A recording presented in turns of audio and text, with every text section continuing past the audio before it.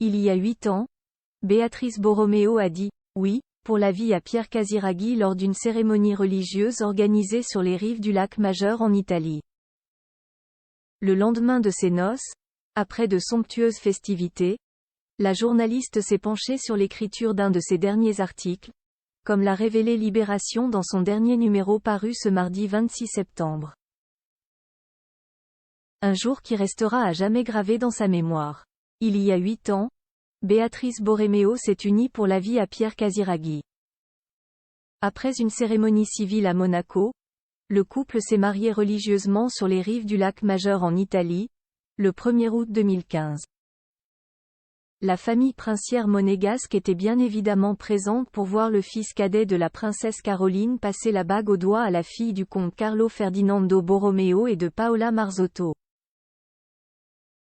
Cependant, en intégrant officiellement le clan, Béatrice Borromeo a dû faire une croix sur sa carrière de journaliste d'investigation. Pour des raisons évidentes de conflit d'intérêts, je ne pouvais pas faire ce métier ici, Le Rocher, NDLR. A-t-elle déclaré dans les colonnes de Libération, paru ce mardi 26 septembre. Avant de tourner définitivement la page de cette carrière, Béatrice Borromeo a tenu à assurer ses dernières missions. Au lendemain de ses noces, elle s'est plongée dans l'écriture d'un de ses derniers papiers. Un article dont se souvient parfaitement son ancien rédacteur en chef. Une interview d'un procureur anti-mafia, excellente. A-t-il rapporté à Libération. Une façon surprenante de célébrer son mariage avec Pierre Casiraghi. Plus grand que photo Pierre Casiraghi et Béatrice Borromeo.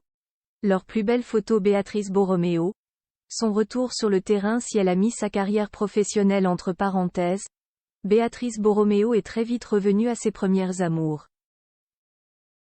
L'investigation. Alors qu'elle était enceinte de 7 mois, la journaliste s'est rendue à Naples pour interviewer la victime d'un viol d'un chef mafieux local, a rappelé Libération. Un témoignage que l'égérie de Dior n'a pas fait sans crainte de représailles.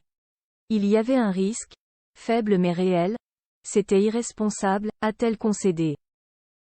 Aujourd'hui mère de famille, Béatrice Borromeo a renoncé aux enquêtes, et est devenue productrice.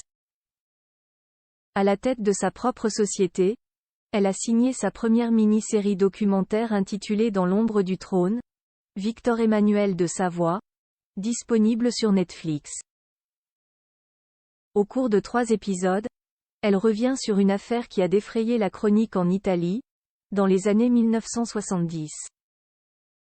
Il s'agit du meurtre de Dirk Hammer, un jeune touriste allemand assassiné sur l'île de Cavallo, Corse. Accusé d'avoir tiré sur le jeune homme de 19 ans, Victor Emmanuel de Savoie, fils du dernier roi d'Italie, dont la famille avait été exilée à Cavallo, a été acquitté après un procès qui s'est déroulé aux Assises de Paris, a précisé le magazine Madame Figaro.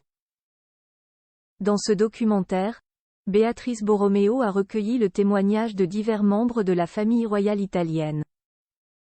RINDOFFBORDE